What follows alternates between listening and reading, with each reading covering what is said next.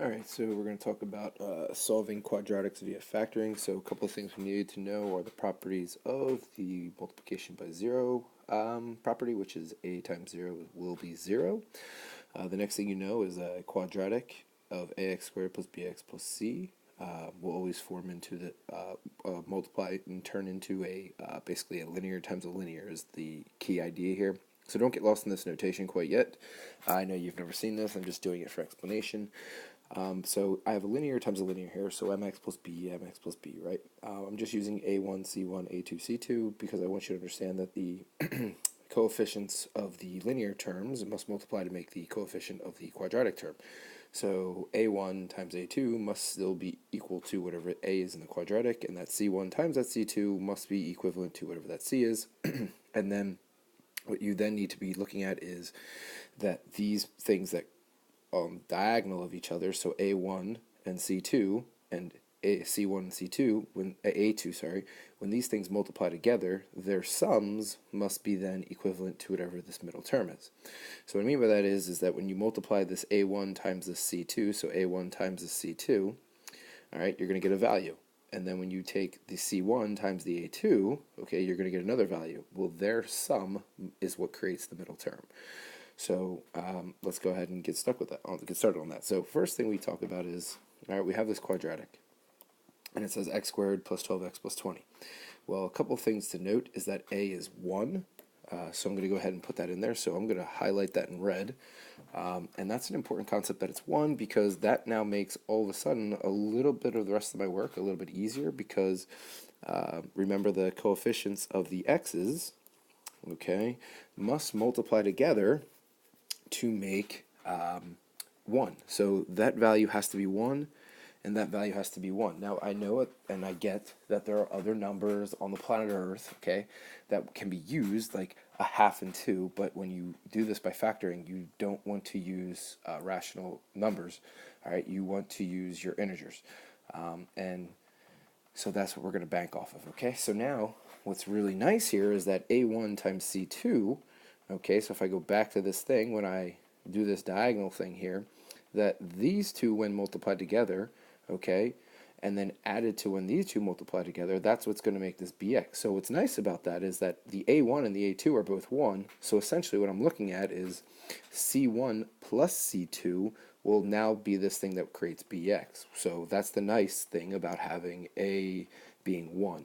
So what now I'm going to look at is basically what two things multiply together to make 20, but when summed, okay, make 12. And if you want this thing down here, I like to use this little cross mat, so multiply to make 20, yet add to make 12 because those coefficients of 1 don't factor in any other way. So what I'm looking at is a 10 times 2 will make 20, and when added, make 12.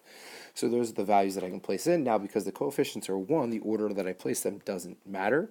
So I can do plus 10 and plus 2 and still say that that equals the 0. Now, I'm not quite done yet. All right, so I'm going to get rid of this cross mat here. All right, because now what I want to utilize is now I want to go back and utilize this property of a times 0 is equal to 0. So what I'm going to say here is that I want one thing to be multiplying by 0 to make sure that I have 0. So I come down to my linear terms. I have a linear times a linear. So that's nice. I have a product that is going on that will be 0. So I just need to make one of these groups be 0. Well, I just need to figure out a value that I can place in for x that makes this group 0, right? But then I have also this other group over here that could have been 0. So generally what teachers do to start this off is they'll say, okay, well this first group could have been 0, so I say, okay, x plus 10. How do I make it 0? Okay, you solve for the x that would make x plus 10 be equal to 0. So then you would go minus 10, and what you get here is that x is equivalent to negative 10. So there is one value that would make this whole quadratic be equivalent to 10. I mean to 0, sorry, my bad. And then the other one here is that I go, okay, well, x plus 2, I just say that that itself could be 0, because if that itself is 0, then this whole thing is going to be 0. So I solve that too, so minus 2 from both sides, and I get x is equivalent to negative 2. So what I have there are my two values that would make this entire function be equivalent to 0. Now the nice thing is we're kind of utilizing this idea and concept of x-intercepts, okay? So how is it that I find when the value of the linear function is going to be 0. Well, you solve for its x-intercept, so I have basically here, to think about this, just so you know, I have two x-intercepts of -10 and -2. So I hope that is good enough to start you off, because I'm now going to make these a little bit harder and complicated. These properties on the left will go away, so if you want to pause and write those down, because I'm going to use them again, here we go. So now we have this new problem that says 3x squared minus 13x equals 10. So now this problem sets up a little bit differently, because it doesn't say it's automatically equal to 0. So for us to use the property of a times 0 is equal to 0, we want to set this up so that it says equivalent to 0. So the first thing I'm actually going to do is I'm going to subtract 10 from both sides here. All right, so utilizing my properties of equality, I get 3x squared minus 13x minus 10 is now equivalent to 0. So now when I take a look at this, okay, again, nice thing is that I have a quadratic, and I know quadratics factor into a linear times a linear, so that will be equal to 0 as well. But now, okay, I'm just going to take a look at my coefficient of a. So my coefficient of a here, all right, is 3. Which is also, again, nice, because 3 is a prime number. So I know for a fact, starting this whole problem off, that my first coefficient has to be 3x, and the other one has to be 1x. It is impossible, all right, for me to do anything else to get 3 by multiplying by some sort of integer, all right?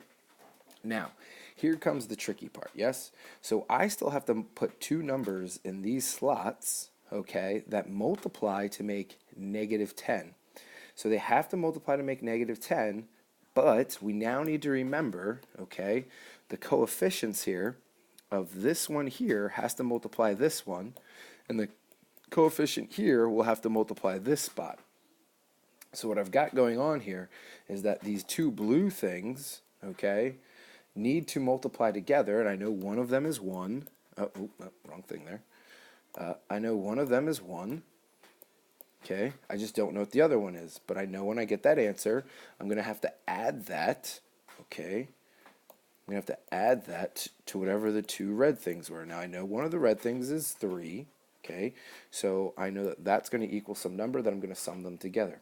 So what I need to do is I need to play around with all of the things that multiply together to make 10, yet simultaneously, when plug them in there, they will create a value of -13. So here we go. So the first thing I'm going to try or look at is what are all the things that multiply together to make +10 or -10. So, or just 10. We'll just go with 10. So I have 1 and 10, and I have 2 and 5.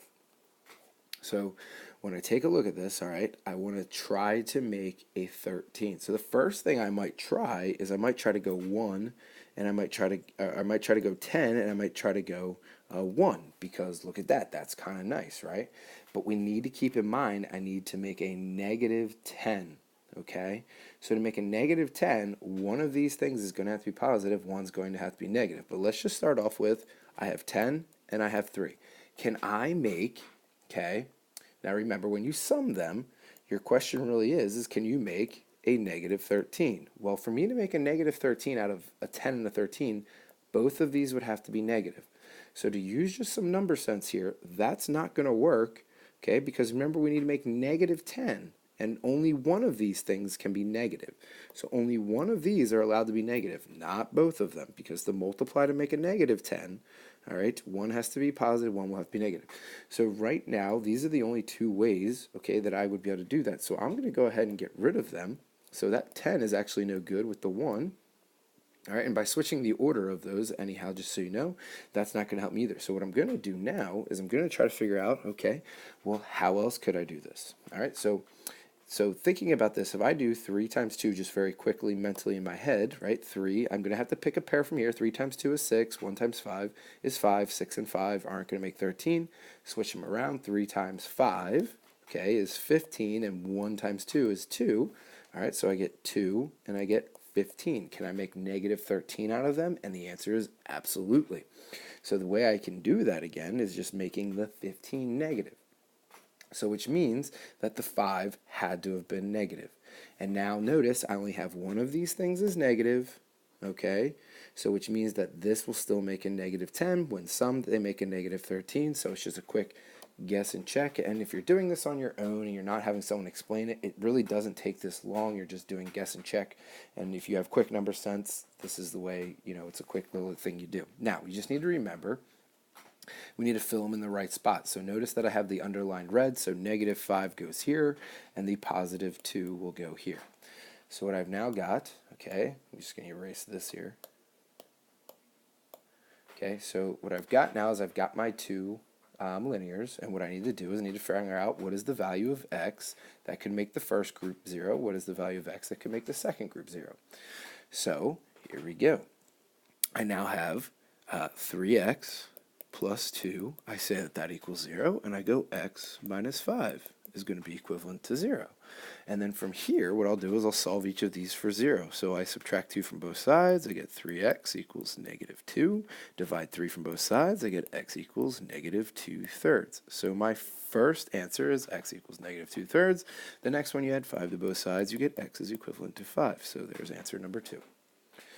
All right, so I hope you're, in this case, I'm not teaching how to factor. I am, so I hope you're not getting lost in the video of the process to go here, because I am kind of doing two things at once. This very, very last example will just be a straight through, and we'll get the answer, and I won't skip on how to teach and do those things. So here we go.